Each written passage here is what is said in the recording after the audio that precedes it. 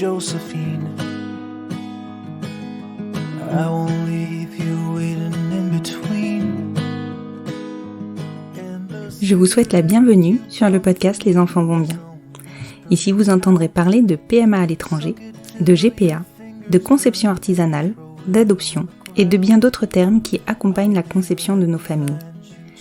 Vous entendrez aussi, et surtout, des familles homoparentales, coparentales, monoparentales par choix ou de fait, adoptantes, nous raconter leur parcours extraordinaire, au sens littéral du terme, vers la parentalité. Parce qu'en France, le chemin est bien avancé mais n'est pas encore abouti, je vous propose d'écouter des témoignages de notre quotidien qui vont vous rassurer sur le fait que nos enfants vont bien. Vous écoutez l'épisode 40 de la saison 3 du podcast Les enfants vont bien. Vous êtes nombreux à venir vers moi pour me poser des questions auxquelles je ne peux vous apporter comme seule réponse que notre expérience. C'est assez frustrant parce que je me suis sentie plusieurs fois démunie en n'ayant aucune solution à vous apporter parce que notre histoire n'est pas la vôtre. Et puis il y a des sujets très importants à traiter qui nécessitent l'éclairage d'un professionnel.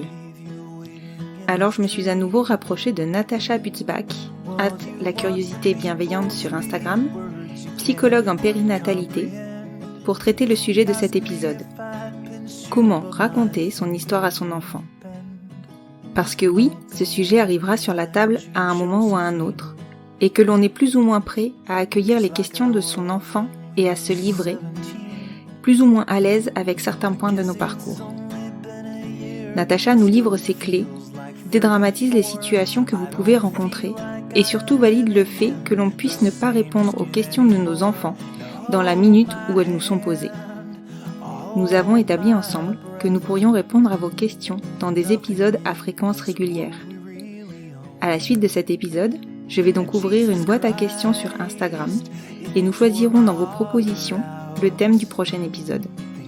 D'ici là, j'espère déjà vous donner l'envie de nous suggérer des sujets d'épisodes à l'écoute de celui-ci. Je vous souhaite une bonne écoute. Bonjour Natacha. Bonjour Constance. Je te remercie beaucoup de t'être rendue disponible pour cet enregistrement. Je te sollicite encore une fois parce que je sais qu'on a plein de questions, nous les parents de familles homoparentales. Aujourd'hui, j'ai un thème précis, mais on a vu ensemble pour qu'on puisse faire une collecte, on va dire, de questions de mes auditeurs et de mes followers, on va dire, pour que dorénavant on enregistre des épisodes avec toi, donc de façon un peu plus régulière, qui tourneront autour des questions, de réponses aux questions qui auront été posées sur Instagram. Est-ce que pour commencer, tu peux te représenter pour la 3e fois? Oui, pas de problème, c'est normal. Alors moi, je m'appelle Natacha Butzbach, je suis psychologue, alors spécialisée en périnatalité et accompagnement parental. J'ai un compte Instagram qui s'appelle La Curiosité Bienveillante. Donc je traite de tout ce qui est sujet autour de la parentalité et de la périnate. Et je suis maman queer, maman solo, par choix.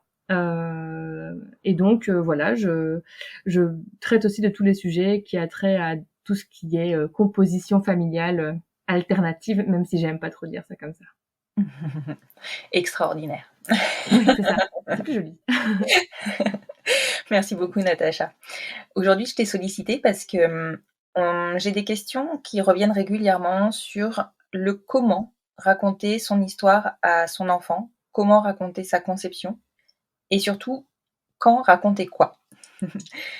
Est-ce que pour commencer, tu peux me dire ou nous dire comment aborder l'histoire de l'enfant, l'histoire de la conception de l'enfant?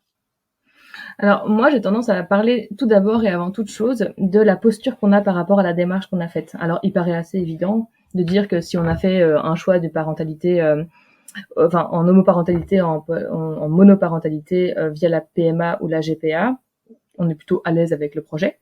Mais en fait, pour autant, il peut y avoir des questions qui peuvent toujours être un petit peu, qui peuvent nous titiller, quoi. Le choix du fait de faire un donneur anonyme ou pas, le fait du lien avec la personne qui aurait pu porter l'enfant, etc., etc. Donc la question surtout, c'est de se questionner sur quels sont les petits points qui nous chatouillent quand même un petit peu. Est-ce que le fait que le donneur soit anonyme, ça nous chatouille un peu? Et est-ce que c'est un sujet qui est un petit peu compliqué? Est-ce que on a nous-mêmes peur de certaines questions que les gens pourraient nous poser ou être gênés par rapport à des remarques. Et se poser ces questions-là permettront déjà de cibler ce qui peut faire écho de manière un petit peu difficile pour nous. D'accord. Par exemple, en effet, dans un couple où il y a pas de parents hommes, se dire est-ce que le jour où des questions viennent par rapport à ça, est-ce que je vais avoir du mal à l'expliquer, ou est-ce que j'aurai du mal à expliquer le choix de l'anonymat, ou est-ce que je vais avoir du mal à justifier entre guillemets mes décisions, parce que clairement, alors que par rapport à des proches ou par rapport à des connaissances, on n'a pas besoin de se justifier, de toute façon, dans tous les cas. Par rapport aux enfants, clairement, il y a un jour où on va avoir entre guillemets à se justifier. Oui, et je crois que c'est ça qu'on craint tous, enfin qu'on craint alors. C'est peut-être pas le bon mot, mais en tout cas, on sait qu'un jour, la question, elle va se poser et qu'il va falloir y répondre. Ouais, c'est ça. Et la question, c'est de se dire, ok, en fait, quel rapport j'ai et quels sont les points qui me font peur dans cette question-là. Et quand on met déjà le doigt sur, en fait, je me rends compte que je suis pas très à l'aise avec ça, que peut-être que rétrospectivement, j'aurais fait différemment, peut-être que finalement, j'ai des craintes, etc. par rapport à ceci ou par cela, ça peut être des pistes à investiguer. Concrètement, il y a un contexte social dans lequel on est, qui est très fort, qui va être de dire, en France en tout cas, qui est très très fort au présent, c'est les enfants ont besoin de 2 parents de sexe opposé pour grandir sereinement. Alors déjà ce truc-là, et ça veut dire que dès qu'il y a un enfant qui ne vit pas ce modèle-là, on va considérer que c'est une tare pour lui, que c'est une grande perte, que c'est une horreur, etc.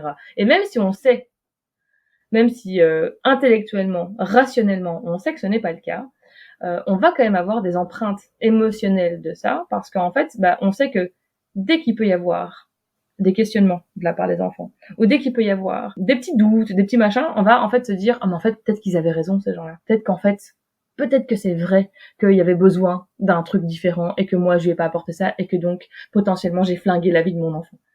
Oui, mais c'est vrai que c'est souvent ça qui nous taraude, c'est qu'en même temps, on a un peu de mal à admettre que on puisse avoir ces failles-là, entre guillemets, parce que c'est pas des failles, enfin on en fait une force en fait de nos familles, mais finalement la société en fait une faille, et du coup, dès que ça vrille, le risque c'est qu'on se serve de ça quoi.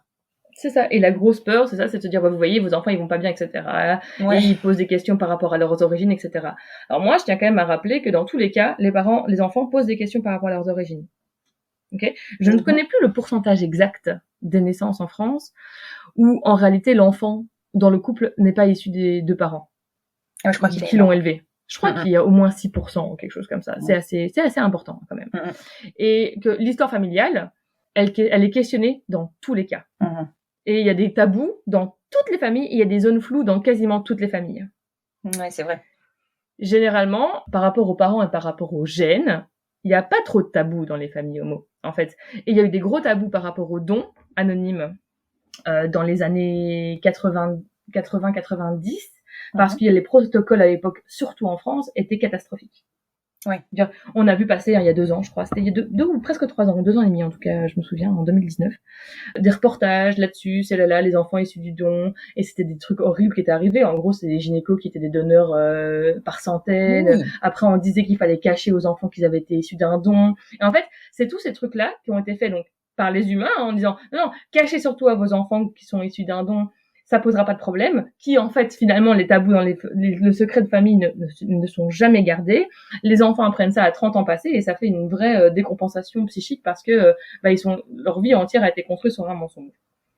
Oui. Et donc il y a un peu cette croyance que c'est ce qui va se reproduire dans les familles homoparentales ou monoparentales à grande échelle, alors qu'en réalité le contexte est complètement différent aujourd'hui. Surtout que nous on a bien notion de tout ça. On le sait qu'il faut être transparent avec les enfants, d'autant que nous, ça se voit, en fait, que forcément, on n'a pas pu concevoir. C'est ça. C'est ça. Donc, voilà, on va jouer la transparence.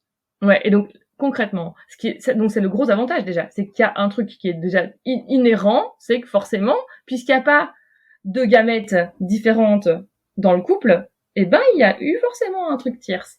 Et alors là, on va y venir à ta première question, c'est comment est-ce qu'on commence et qu'est-ce qu'on fait?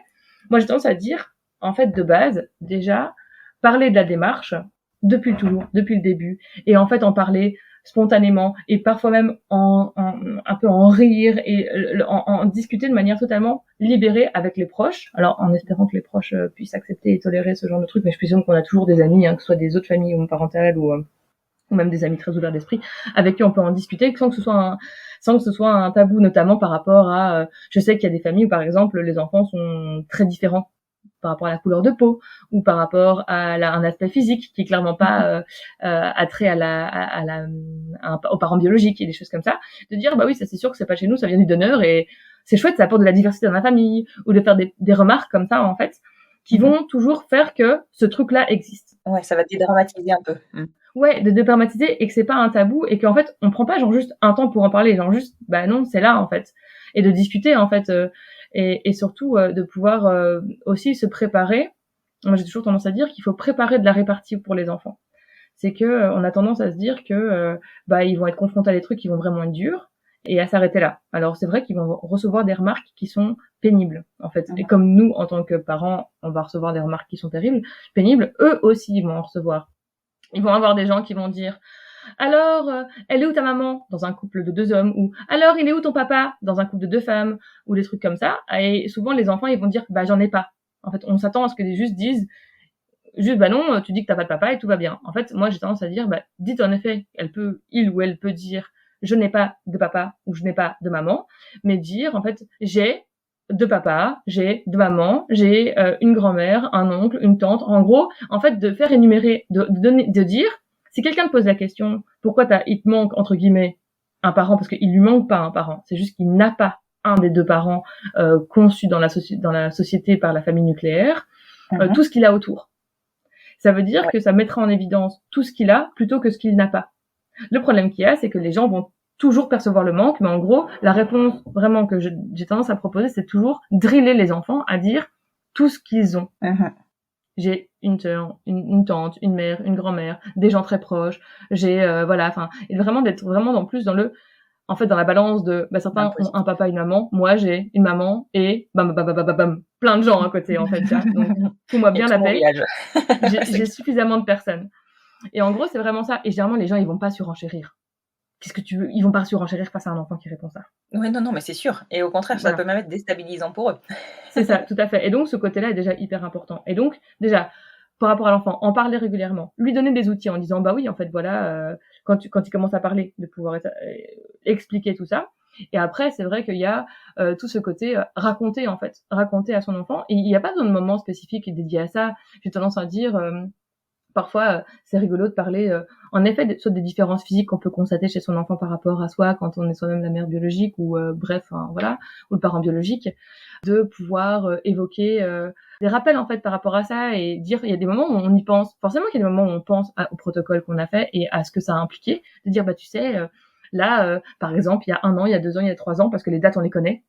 Quand les jours de l'année passent, je suppose que autant toi que moi, on connaît les dates auxquelles se sont passées les choses. Tu sais, par exemple, là, ça me fait rigoler parce que ça fait 3 ans, 4 ans, 5 ans. Et on prenait contact avec telle personne pour ça. Et on peut parler de ça comme ça depuis tout petit, en fait. Déjà bébé, se dire dans sa première année de vie, le bébé, il va naître. Alors, je prends l'histoire de ma fille, le 18 décembre. Je sais que je me souviens que quand le 29 mars est arrivé, l'année suivante, c'est le jour où j'ai été inséminée. Je lui ai dit, c'est trop drôle. Il y a pile 1 an, là, ça fait 3 mois que t'es dans mes bras, et il y a pile 1 an, je me suis fait inséminer pour que tu grandisses dans mon ventre. Et en fait, ces trucs-là... Il faut en faire une fête. Ce maillage-là, en fait, ce maillage de date, ce maillage de vie, en fait, moi, j'ai tendance à dire, mais on peut en parler depuis toujours, en fait. Et puis en parler quand l'enfant est là, en parler avec d'autres personnes quand l'enfant est là, est présent dans la pièce, depuis tout petit. Ce qui fait qu'en fait, il n'y a pas de découverte. C'est pas un truc nouveau. C'est pas quelque chose qui va d'un coup survenir dans l'histoire et c'est pas genre une révélation qu'on va faire quand l'enfant a 3-4 ans ou 5 ans, 6 ans parce que voilà, il y a un truc à dire quoi. Même si dans tous les cas, il y a un moment où il y a un peu la pièce qui tombe quand même. Il y a un peu ce côté genre attends, prenne conscience. On me dit ça depuis le début mais ça veut dire que réellement en fait, il y a un truc qui est pas pareil que tout le monde. Et qui est différent en fait que tout le monde. Et c'est vrai, techniquement, il y a des trucs qui sont différents, mais en fait c'est pas, moi j'ai tendance à dire, c'est pas pire que quand on découvre réellement à 6, 7, 8, 9 ou 10 ans qu'en fait son père, par exemple, parce que c'est malheureusement ce qui se passe le plus, son père a délibérément choisi de partir quand il a découvert que la grossesse était en cours, quoi. Oui. Et que c'est genre juste un vrai choix. C'est pas genre juste, Ouais, c'est ah ça. oui, ma mère a été abandonnée, bah c'est pas cool. Non, là, c'est un vrai choix de quelqu'un qui a décidé de se barrer.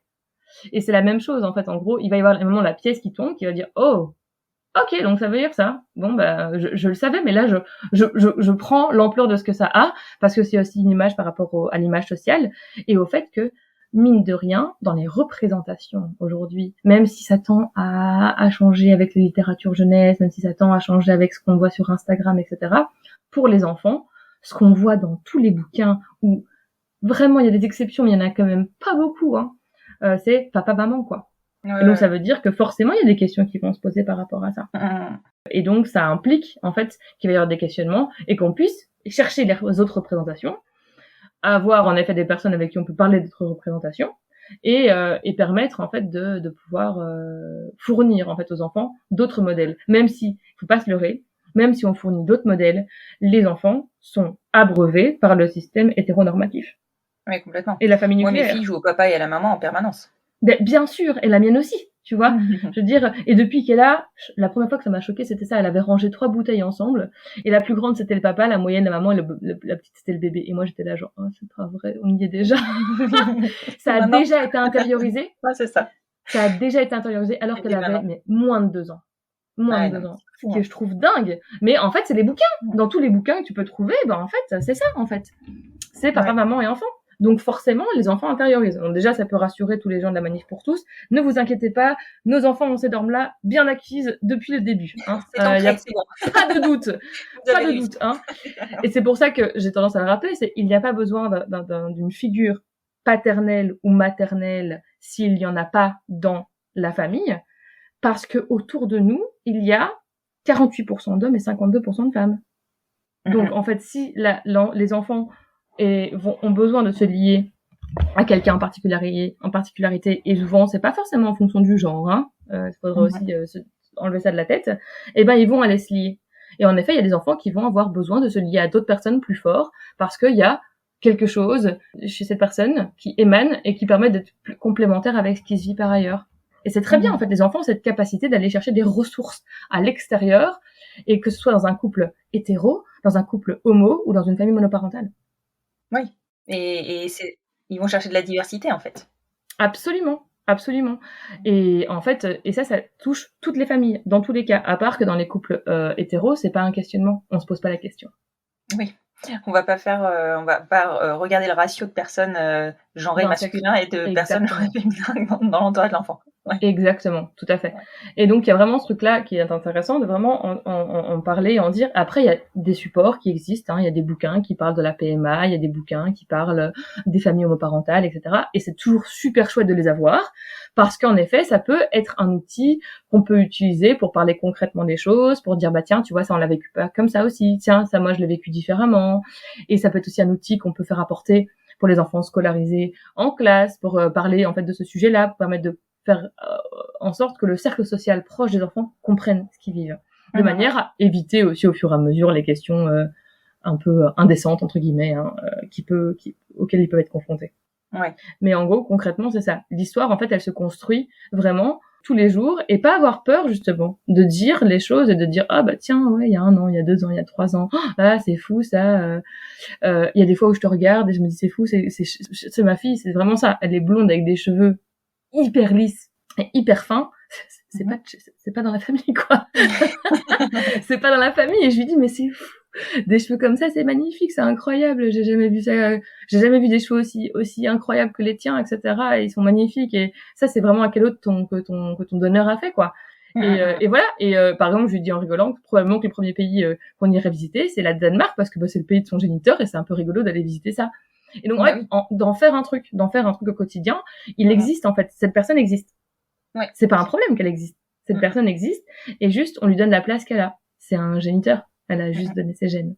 Et c'est vrai qu'on s'est attaché, nous, tu vois, par rapport notamment au Danemark, à emmener des filles régulièrement. Alors, pas trop parce que ça a un coût quand même, mais les emmener régulièrement en leur disant, voilà, c'est le pays de votre donneur, donc c'est une partie de votre culture, quelque part, intériorisée, quoi. Ouais, c'est ça. Bah écoute, on fera un voyage si tu veux un jour en groupe. Mais ouais, on va faire des bus parce que je pense qu'on n'est pas les seuls. On est beaucoup à venir du Danemark, en sachant qu'en plus on sait même pas si des gens là-bas qui ont donné qui ont donné au Danemark sont danois. Sont réellement des gens danois, parce qu'en fait, il y a très bien des étudiants étrangers qui ont pu donner aussi, tu vois. Bien sûr. Donc, en fait, c'est ça ça me fait un peu marrer aussi, mais bon, bien sûr. C'est un truc, mais en fait, en gros, c'est ça. Et c'est de faire une histoire, en fait, avec cette histoire de don.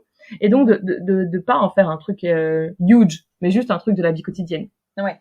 Mais ça, c'est valable pour les petits, tu vois, pour je dirais, jusqu'à 7-8 ans. Moi, ma fille de 9 ans, là, ça y est, elle commence à s'interroger un peu plus, de façon un peu plus poussée, quoi. C'est, et le donneur, comment ça se fait, comment ça a marché, comment vous avez fait pour avoir accès à ça, enfin, comment vous avez fait votre PMA, vous avez été où, enfin, tu vois, les questions, elles fusent un peu plus, quoi. Alors, la question que je me pose, c'est, est-ce que toi, t'es gênée de raconter les détails de ce que ça implique? Non, absolument pas. Moi, ça ne me pose aucun problème. Mais parce qu'au niveau reproducteur, tu vois, c'est un truc que dont je me rends compte très fort, c'est que alors, il y a pas de mépris dans ce que je vais dire, hein, mais c'est les enfants très citadins ne sont pas très fort confrontés à ce qui se passe dans la nature. Donc, le rapport à la mort, le rapport à la reproduction, je vois vraiment, il y a une très grosse différence. Dans mon cas, j'étais une citadine toute ma vie et là, je ne le suis plus. Et donc, ma fille ne l'est pas non plus. Elle est confrontée à la mort. Bah, tu sais, dans les champs, tu vois des animaux morts, très souvent, tout le temps. Et alors, la reproduction, moi, je suis passionnée d'élevage équin. Elle connaît comment se passe la reproduction des différents animaux, hein, on va pas se le cacher. Et donc, quand elle me posait la question, mais du coup, les humains, c'est un peu pareil. Oui, non, c'est un peu pareil. Oui, voilà. Donc, en fait, clairement, on a vu et c'est marrant parce que du coup, on a vu des vidéos de reportages équins sur l'insémination. L'insémination qui se passe chez les juments, chez les vaches, enfin voilà. Et je lui dis, tu vois, c'est exactement le même principe qui s'est passé pour moi, pour les femmes, en fait. Et donc, on a tendance à un peu mettre un peu les enfants dans la ouate, en disant, mais non, faut peut-être pas aborder ces questions-là maintenant. Mais en fait, tant que les questions se posent, on y répond, en fait. Ouais, il faut laisser venir l'enfant, en fait. Ouais, c'est ça. Après, il y a des livres qui abordent déjà, qui sont évocateurs, mais qui sont pas tout à fait précis et qui sont très bien aussi. Et au moment où ils posent des questions pour aller plus loin, tu réponds au plus loin. D'accord. Très simplement. Il se pose d'autres questions. Enfin, tu vois, moi, je sais que ma fille, quand elle était petite, la grande, elle avait tendance, du fait de la normalisation de la société, à appeler Aude papa. Okay. Ma femme, elle l'appelait papa. Elle l'a fait pendant peut-être bien 2 mois, tu vois. Alors, lui expliquer à chaque fois, mais non, c'est maman. Mais maman, elle a la place du deuxième parent, comme le papa peut avoir la place du deuxième parent. Je dis deuxième, évidemment, c'est pas, il n'y a pas de notion de hiérarchie. Non, bien sûr, mais c'est juste parent 1, parent 2, quoi. Voilà. Et je sais que ça peut arriver, et je sais qu'il y a des enfants qui réclament cette figure qu'ils n'ont pas. Ouais. Comment, dans ce cas-là, on doit réagir? Qu'est-ce qu'on doit répondre? En fait, la question, c'est surtout de se demander, quand ils réclament un parent, ils vont réclamer quelque chose, en fait, derrière ça. C'est pas genre juste, ils réclament un parent, parce qu'ils savent pas ce que c'est que d'avoir ce parent-là. Oui, mais ils réclament de la normalité, j'ai presque envie de dire, que la société appelle normal. Il y a ce côté, en effet, norme sociale. C'est qu'en fait, moi, manifestement, ma famille ne rentre pas dans les normes sociales et c'est particulier. Et parfois, dans certains endroits, on fait peser le poids de la norme sociale plus fort. Parce qu'il y a aucun effort de la part des encadrements scolaires, notamment, pour faire des efforts par rapport à comment est-ce qu'on appelle les parents, comment est-ce que machin. Donc, en fait, il y a ça. Mais il y a aussi la représentation que ça a. En fait, donc, moi, j'ai tendance à dire, quand un enfant demande, ah ben oui, mais moi je voudrais une maman ou moi je voudrais un papa, c'est de demander, tiens, ok, mais tiens, qu'est-ce que tu penses que ça fait des papas, ou qu'est-ce que tu penses que ça fait une maman? Et donc en fait parce que vraiment quand les enfants posent cette question-là, c'est qu'ils savent déjà bien s'exprimer, hein, et qu'ils ont une représentation complètement. déjà assez claire. Et c'est de leur demander de s'exprimer sur, ok, qu'est-ce que tu penses que ça t'apporterait d'avoir une maman, qu'est-ce que tu penses que ça t'apporterait d'avoir un papa, et de questionner du coup vraiment en fait quelles sont leurs perspectives sur la question. Et de vraiment aller chercher ok, ils demandent quelque chose, mais c'est quoi qu'ils demandent? Et en effet, en demandant aux enfants précisément, et pas en restant arc-bouté sur ses craintes à soi, en disant, oh merde, ça y est, on y est, voilà, c'est ce dont j'avais peur, il demande un papa alors qu'il peut pas lui en donner un, ou il demande une maman alors que clairement il y en a pas. En plus, si c'est une fille, il y a pas de figure maternelle, mon Dieu, ça veut dire que elle va se retrouver démunie par rapport au truc de fille, etc., voilà. En fait, c'est pas forcément le cas du tout. Ça peut être en effet très normatif de dire, ok, en fait, moi je me rends compte que tous mes copains ou toutes mes copines ont un papa et une maman, moi j'en ai pas. Je trouve ça pas juste de dire, ah ok, en fait, donc tu penses que du coup c'est une perte de pas avoir ça, et de faire des questionner en fait. Ah bah oui, franchement, moi il me manque un truc. Ok, et qu'est-ce qui te manque? Et en fait, d'aller argumenter, d'aller chercher en fait derrière, sans essayer de les convaincre de quoi que ce soit, sans leur faire passer forcément un message, mais genre juste au moins d'aller chercher ce qu'il y a derrière. C'est quoi en fait la vraie question qu'il y a derrière? C'est quoi la sensation de manque peut-être qu'il peut y avoir en effet? Et peut-être que la sensation de manque, etc., ça n'a rien à voir avec en fait la représentation père, de ce qu'il y a derrière un père ou une mère. Et d'ailleurs, c'est souvent pas le cas. C'est quelque chose peut-être d'autre. Peut-être que c'est le moment où, et ça peut être dur à entendre, hein, j'en dis je conviens pas, mais peut-être que c'est le moment où l'enfant va balancer un truc qui se passe pas bien dans la famille. Oui. Bah oui, peut-être que une maman, elle sera peut-être plus douce, elle travaillera moins, elle fera plus de câlins. Oui. Ah.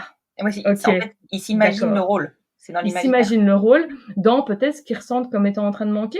Et bien malin seraient les familles totalement omnipotentes qui ne provoquent aucun. On peut être moins en forme psychiquement, on peut avoir un rush de boulot, on peut avoir plein en fait de circonstances qui font que les enfants ont besoin de quelque chose. Et donc en fait là, c'est des enfants à qui on dit et à qui on pose tout le temps la question il te manque un parent, et ils vont se dire peut-être que c'est ça en fait qui me manque.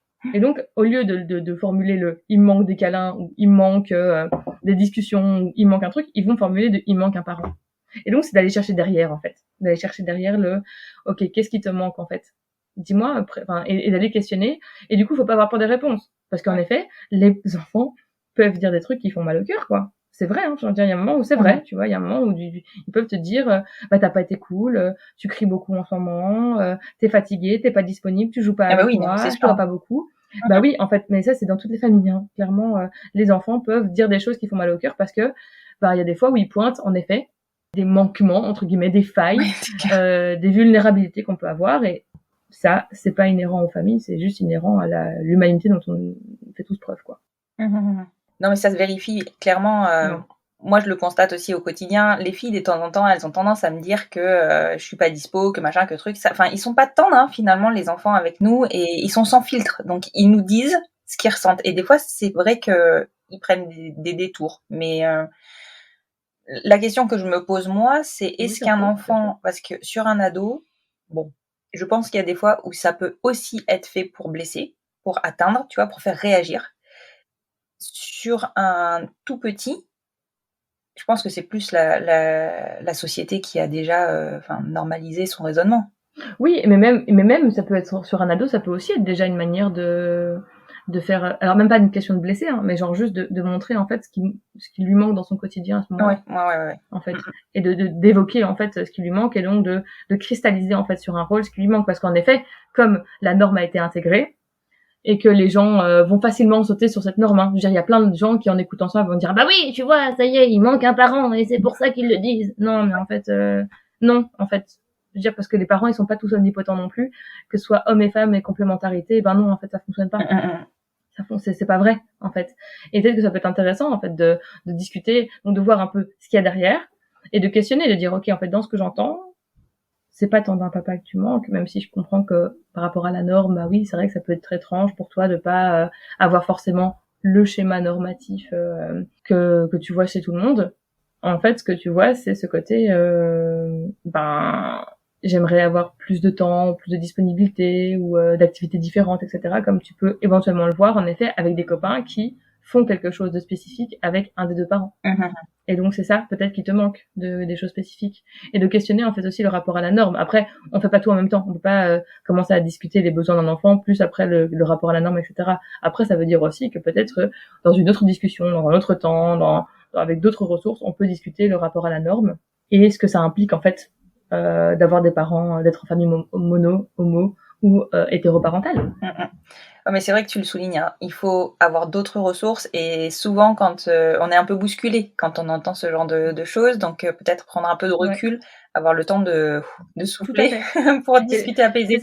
C'est ça, et j'ai tendance à dire surtout quand on se retrouve face à par rapport à quelle que soit la question, hein. Alors souvent c'est les questions qui a trait à la sexualité, et peut-être aussi par rapport du coup là à la conception, par rapport aux normes de genre, par rapport à la composition familiale. C'est des sujets qui sont assez fondamentaux, qu'on réfléchit mais qu'on a tendance à pas prendre trop le temps de poser. On se dit oh là là, il pose une question, il dit un truc, il faut que j'y réagisse immédiatement.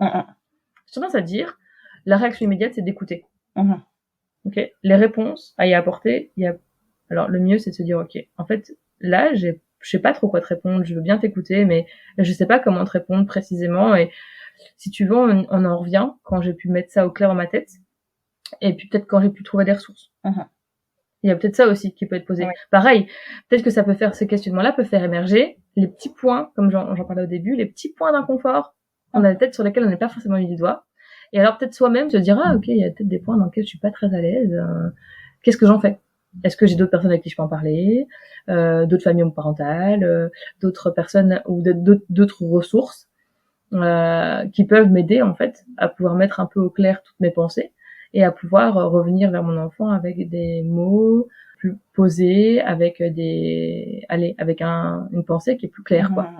Ouais, clairement. Mais c'est vrai que c'est judicieux. Je suis comme ça, hein. J'ai tendance à vouloir répondre tout de suite à la question. C'est classique, hein. Tous les parents sont comme ça, un peu pris de court, quoi. Ouais, c'est ça. Un peu pris de court à répondre à un truc hyper frambattant et genre attends, zut, si je réponds pas, qu'est-ce que ça va être? Mais je trouve que c'est important de pouvoir dire, ok, en fait là, je sais pas comment te répondre en fait, pour que ce soit clair. Donc en fait, je vais prendre un peu le temps de te répondre. Mais si tu veux, on peut discuter de toi ce qui te met dans l'inconfort là. On discute de ce qui te met dans l'inconfort. Et la prochaine fois, je viens avec le même sujet et on en discute de manière à ce que moi je puisse t'apporter une réponse. Ouais, non, c'est judicieux. C'est vrai que souvent, en plus, sur ce type de sujet, on se dit, si on répond pas tout de suite, on crée du flou. Et si on crée du flou,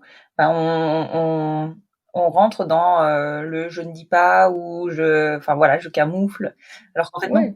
Alors qu'on peut juste dire, qu'on a juste le temps en fait de chercher des réponses qui sont adéquates et qui permettent de faire un truc, une espèce de socle commun après où on n'est pas obligé d'y revenir. Et en fait, ce qui génère le flou, c'est pas tant que quelqu'un dise, attends, en fait là, je vois ce dont tu aurais besoin, mais je me rends compte que j'ai pas comment te répondre précisément. Donc je vais chercher comment te répondre précisément. Et après, comme ça, il n'y a pas besoin de réinventer l'histoire 3 fois. Ou de reformuler 10 fois. D'avoir l'impression qu'il y a des détails qui s'ajoutent au fur et à mesure. C'est ça qui est un peu bizarre, en fait. Alors que quand tu dis, ok, attends, là, je sais pas trop, mais je reviens vers toi avec plus de détails plus tard, juste, ok, d'accord. Donc, en fait, mon parent, déjà, n'est pas infaillible. Ça veut dire que moi, j'ai pas besoin de l'être. Très bien. Et, on peut prendre le temps de se poser, en fait, et de réfléchir différemment et pas genre juste, ok, d'accord, il faut que je sois directement, hyper efficace, hyper opportun tout de suite. Ouais, c'est ça. Et puis c'est vrai qu'un parent n'a pas réponse à tout, au même titre, personne n'a réponse à tout. Non. Et bien sûr que non. Ouais. Et puis ça va vraiment dépendre de toutes les compositions familiales, quoi. Par exemple, moi en tant que famille monoparentale, j'ai pas les mêmes sujets de discussion que des parents d'un couple homo qui aurait fait une GPA. Oui, bien sûr. En fait. Donc forcément, ça va être forcément différent et les réponses vont être différentes. Et puis les enfants peuvent pas être éveillé à tout, en fait. Complètement. Et ça m'a tué d'ailleurs un jour, je raconte pour la blague, mais c'était début janvier, je montre à ma fille une photo d'un mariage homo, lesbien, tu vois. Et elle voit les deux magnifiques mariés, qui disent, mais 2 femmes se marient ensemble? Dans ma tête, j'étais genre, oui. Mais je savais pas que c'était possible. Et là, dans ma tête, je me suis fait, ok. Ça n'a pas l'air qu'on dit. C'est pas possible. Qu'est-ce que c'est que cette histoire? Alors, moi, oui, en effet, je suis lesbienne, je ne suis pas en couple, donc elle ne voit pas sa mère avec quelqu'un, donc elle n'est pas confrontée à ça. Et là, je me suis dit, aïe. Ok, alors on en parle régulièrement, mais manifestement, les représentations, ça, il en manque, hein, manifestement. On n'y est pas encore. Mais tu vois, alors que toi, forcément, tes filles, elles auront jamais ce genre de réflexion-là. Pas celle-ci, effectivement. Pas celle-ci, c'est ça, voilà. Mais en auront une autre, tu vois, de dire, tiens, un bébé qui naît dans le ventre de quelqu'un d'autre, avec les gènes de encore quelqu'un d'autre, et les gènes d'un des 2 papas. Ah, ok, c'est un peu élaboré quand même comme truc. Et c'est un peu élaboré, tu vois. C'est vrai, tu vois. Et ça paraît, si tu veux, globalement, quand t'es enfant, c'est pas le schéma familial que t'imagines. Que t'imagines, en fait, et que tu te construis dans ta tête. Et en fait, aujourd'hui, on peut le faire. Et c'est trop cool de leur en parler, et de pouvoir donner tous les possibles qu'on a aujourd'hui, en fait. Et c'est trop chouette. Ah, clairement. C'est hyper intéressant. Ça m'apporte, moi, personnellement, plein de réponses. Et franchement, je pense que je me suis même pas posé certaines... tu vois, là, je me suis jamais dit, je prends le temps, je réfléchis à des réponses. Et c'est vrai que mes filles, elles reviennent régulièrement à la charge, tu vois, et elles appuient là où j'ai pas été claire, tu vois. Et elles vont chercher les plus, quoi. Elles vont chercher à savoir, et après elles vont revenir, recreuser pour être sûres que je vais redire la même chose. Ouais, c'est ça. Et c'est hyper intéressant parce que c'est comme ça qu'elles intègrent les choses. Faut pas oublier qu'on apprend par la répétition. Ouais, tout à fait. Et c'est pour ça que ça peut paraître très chiant d'avoir des enfants qui font toujours le même jeu, les mêmes trucs, les mêmes questionnements et tout ça, mais c'est comme ça qu'on intègre les choses, en fait, clairement. Et même nous, on fait un truc une fois, en fait, on va le faire une fois, on va se dépatouiller, on va y arriver plus ou moins. Pense à la première fois que t'as déroché un podcast et monté un podcast. Imaginons, mais c'est vrai, mais imaginons que t'arrêtes de le faire pendant 10 ans. dans 10 ans, alors peut-être que tu auras quelques souvenirs, mais tu vas à nouveau galérer. Ouais. C'est par la répétition qu'on acquiert les choses et qu'on intègre le truc. Et en fait, c'est pareil pour tout le monde. Les enfants, c'est pareil.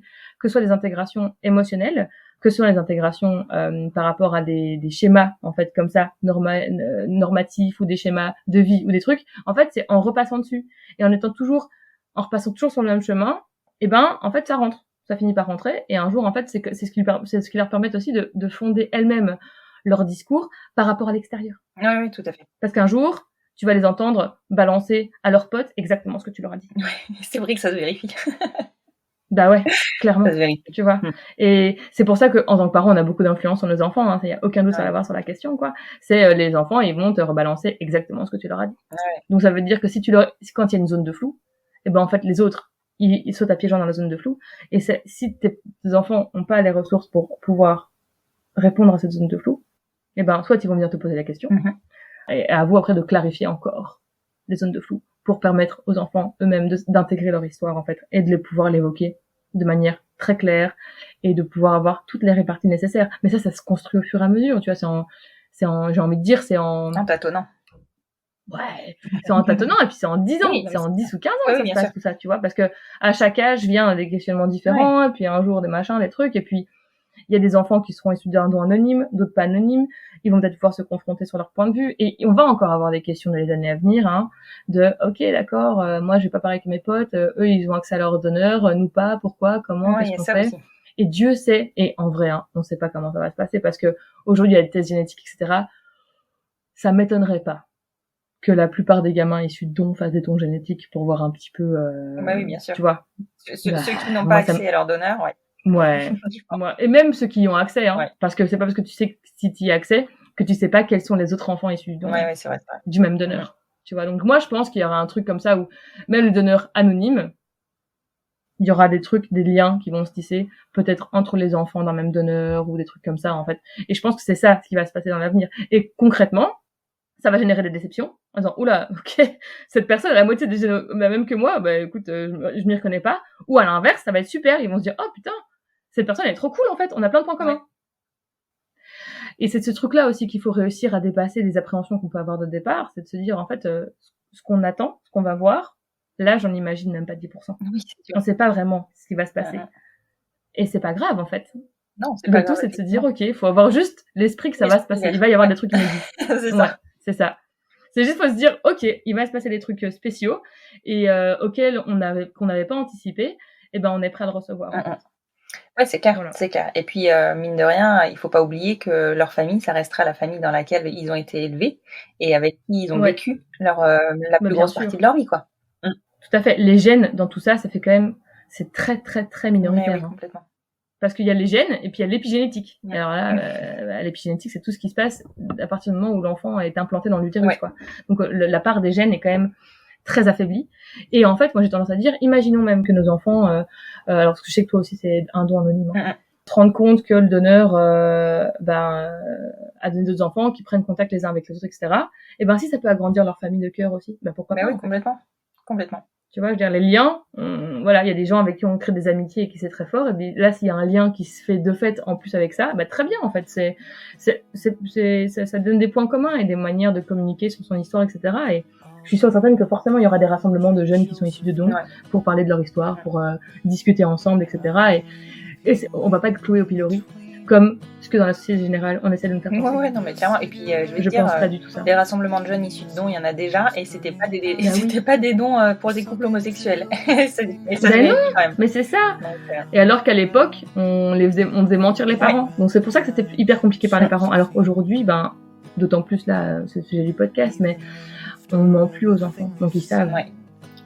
Donc en fait, il n'y a pas de raison qu'ils nous en veuillent particulièrement, les enfants, d'avoir fait ces choix-là. Ils n'auront pas toute cette déconstruction à faire qui je pense, est très énergivore et très sollicitante pour l'émotionnel. Oui, absolument. Tout à fait.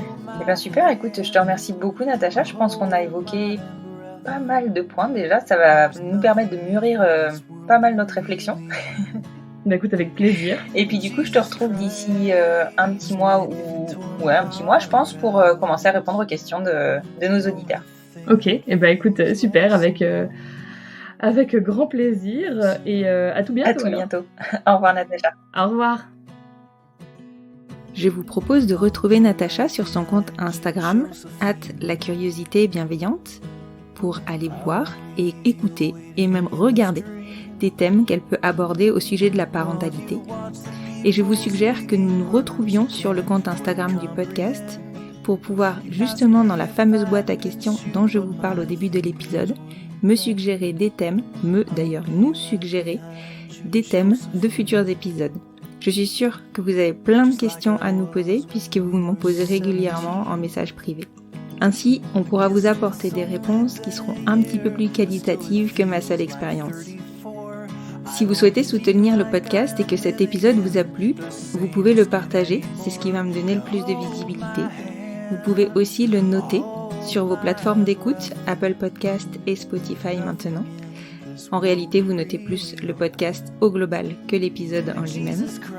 Et enfin, vous pouvez me laisser un petit commentaire, soit sur le compte Instagram du podcast, soit directement sur votre plateforme d'écoute. Je vous remercie encore une fois pour votre soutien et je vous retrouve jeudi prochain pour un nouvel épisode du fil rouge du podcast Les enfants vont bien.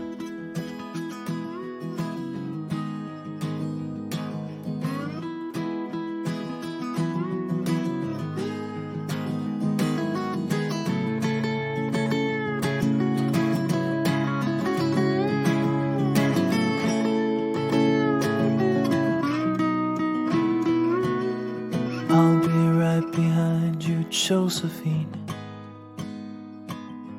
Even when my soul's an amputee, and my bleeding heart is sinking in the lake inside my chest. So I grab what I can cling to and I leave behind the rest. Now hold my hand, I'll hold my breath.